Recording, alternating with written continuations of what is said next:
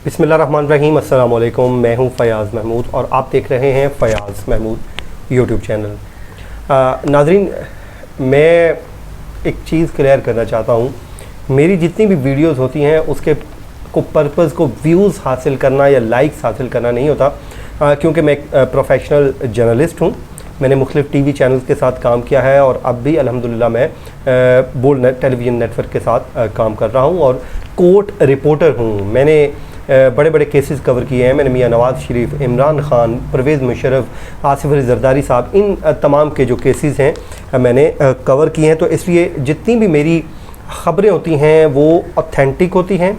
उसका मकसद कोई सनसनी फैलाना नहीं होता, बल्कि तमाम तर जो ख़बरें होती हैं वो हक़ाइक़ पर मबनी ख़बरें होती हैं। डॉक्यूमेंटेशन के बाद मैं वो ख़बर कोई देता हूँ आम तौर पे।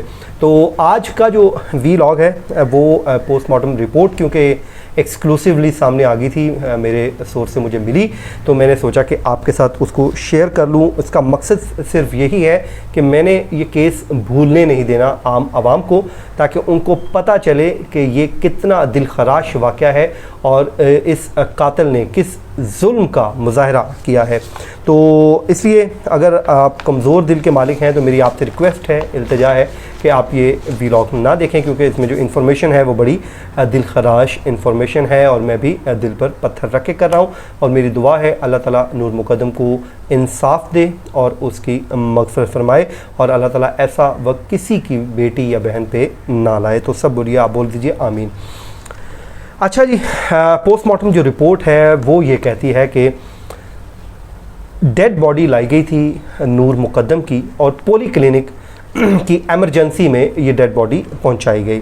वहाँ पर मौजूद डॉक्टर उस्मान, उन्होंने पोस्टमार्टम किया और पोस्टमार्टम के बाद उन्होंने कंफर्म कर दिया कि उनकी जो मौत है वो किस तरह हुई। और जो पुलिस एहलकार थे जो बॉडी लेकर पहुंचे उसमें दोस्त मोहम्मद और अब्दुल सत्तार थे जो वहाँ पर बॉडी लेकर पहुँचे थे। अस्पताल जब लाया गया जी तकरीबन 12:10 पे पहुंचाया गया, जिसके बाद पोस्टमार्टम हुआ और डॉक्टर्स के मुताबिक लड़की को मुर्दा हालत में ही एमरजेंसी में पहुंचाया गया था। और सबसे जो पहली जो आप अब आ जाएं जी, रीज़न आपको बता दूं।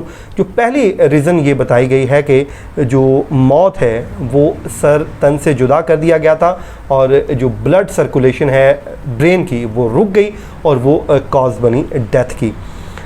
उसके बाद जी डीएनए के लिए मुख्तलिफ सैंपल ले लिए गए हैं। डीएनए के सैंपल क्यों लिए गए हैं? क्योंकि पुलिस जब भी ऐसा कोई वाक़या होता है तो उसको हर तरह से देखती है कि ये कहीं जिनसी ज़्यादती का मामला तो नहीं है। लेकिन अल्लाह का शुक्र है इसमें जो इब्तदाई तफ्तीश ये सामने आई है कि पुलिस के मुताबिक ये जिनसी ज़्यादती का केस नहीं है। अल्लाह ताला ने इज़्ज़त जो है वो महफूज रखी और इब्तदाई तफ्तीश के बावजूद अब फ़ैसला ये किया गया कि डीएनए के जो सैंपल लिए गए हैं ताकि जो हतमी रिपोर्ट है उसमें ये बात बिल्कुल क्लियर हो जाएगी। तो ये तो एक चीज़ क्लियर होगी जी। ये पोस्टमार्टम रिपोर्ट में चीज़ सामने आ गई है, क्योंकि कुछ लोग कह रहे थे, तो ये उनके लिए ये जवाब है कि ऐसा कुछ नहीं है। इंसान को सुनी सुनाई बातों पे करैक्टर असैसिनेशन नहीं करनी चाहिए। उसके बाद जी जो एक्सटर्नल पोस्टमार्टम भी वो भी डॉक्टर उस्मान ने ही किया है और उसके मुताबिक जो नूर मुक़द्दम है उनकी जो हाइट है वो 5 फीट 4 इंच थी और उनके जो चेस्ट पे 4 ज़ख्मों के निशानात पाए गए हैं। यानी कि चेस्ट पे वो बार बार जो है ना स्टैबिंग की गई, जो छुरी या खंजर जो भी है उससे वार किया गया, तो तकलीफ़ बेसिकली पहुंचाई गई। तो ये वो 4 निशानात हैं। उसके बाद जी उनकी जो नेक है उस पर भी मुख्तलिफ़ 3 जगहों से कट लगा हुआ है और उसके बाद चौथी जगह से उसको अलग कर दिया गया काट कर। थाइस और नीज़ पर भी ज़ख्मों के निशानात हैं। मेरे ख्याल में जब वो उन्होंने वहाँ से अपनी जान बचाने की कोशिश की तो भागी, तो उन्होंने जंप किया, तो मेरे ख्याल में ये वो निशानात होंगे। और बाकी जब डीएनए टेस्ट भी हो गया तो उसके बाद जो बॉडी है पोस्टमार्टम रिपोर्ट के मुताबिक वो पुलिस के हवाले कर दी। अब आए जी जो बॉडी के मुख्तलिफ जो पार्ट्स हैं उसमें क्या सिचुएशन है। सबसे पहले जी उन्होंने जो स्टमक है उसका लिखा है कि वो हेल्दी और इंटैक्ट एंड हेल्दी था, बिल्कुल जो अपनी जगह पे था और वो उसमें कोई इशू नहीं हुआ, उस पर कोई चोट नहीं लगी, वो बिल्कुल ठीक था। उसके बाद अलावा जी लीवर इंटैक्ट एंड हेल्दी था। ये भी पोस्टमार्टम रिपोर्ट में बताया। फिर जो आंतें थीं, बड़ी आंत या छोटी आंत, वो भी इंटैक्ट और हेल्दी थी, उसमें कोई मसला नहीं आया उस दौरान।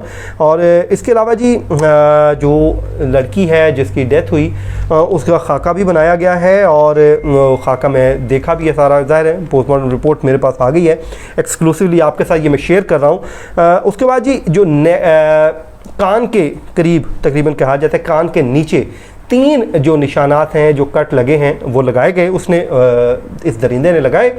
और उसके बाद उसके नीचे जो बड़ा कट लगाकर जो उसका जो सर है वो तन से जुदा कर दिया। घुटनों और टांगों पर निशानात पाए गए हैं, ये उन्होंने अलग अलग फिर दोबारा लिखा है। फिर चेस्ट पर 4 निशानात पाए गए हैं, ये पोस्टमार्टम जो रिपोर्ट है वो बता रही है। जबकि लंग्स वो इंटैक्ट एंड हेल्दी ही हैं, इसमें कोई इशू नहीं था।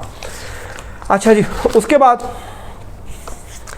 डेथ उनकी, वो ये कहते हैं कि जब ज़ख्मी हुई, इतना बेदर्दी से उनको जब ज़ख्मी किया गया तो 5 से 10 मिनट का वक्त लगा वो उनकी मौत वाक़या होने में, और वो दुनिया फ़ानी से कूच कर गई। जो डेथ की रीज़न बताई गई है कि ब्लड सप्लाई रुक गई थी गर्दन अलग होने की वजह से ब्रेन को, और जिसके बाद पोस्टमार्टम रिपोर्ट ये कहती है कि जो मुमकिना जो मौत की वजह बनी वो ब्लड सप्लाई का रुकना है।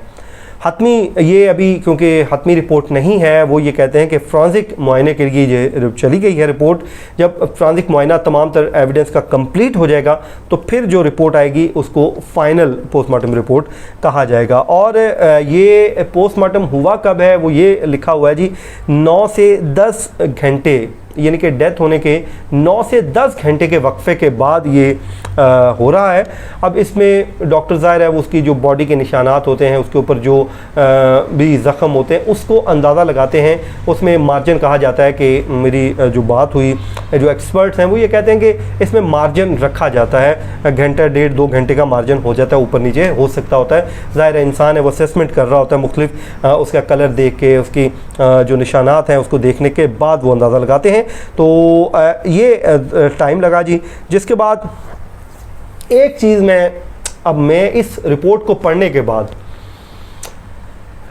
इतना ये दिलखराश वाक़या है कि जिसके लिए मज़म्मत के लिए मेरे पास अल्फाज नहीं हैं, लेकिन मेरा निज़ाम इंसाफ से एक उम्मीद है कि इस रिपोर्ट को पढ़ने के बाद वो इस दरिंदे को करार वाकई सज़ा ज़रूर देंगे। अगर ये इंसाफ नहीं होता तो कम से कम मेरा इस निज़ाम इंसाफ से दिल उठ जाएगा कि इस वाक़े के बाद भी, ज़ाहिर है वकला प्रोफेशनल है, उन्होंने पेश होना होता है, बट उन्हें भी सोचना होगा कि वो अगर इसकी कोई वकालत कर रहा है तो वो सोचना होगा। लेकिन ज़ाहिर है अगर कोई वकील नहीं होगा तो सरकार पाबंद है वकील देने की। तो अल्लाह ताला से दुआ है जिस लड़की को, बच्ची को इंसाफ मिले और इस दरिंदे को दुनिया और आखिरत में इबरत का निशान बना दे। मुझे दीजिए इजाज़त, अल्लाह हाफ़िज़।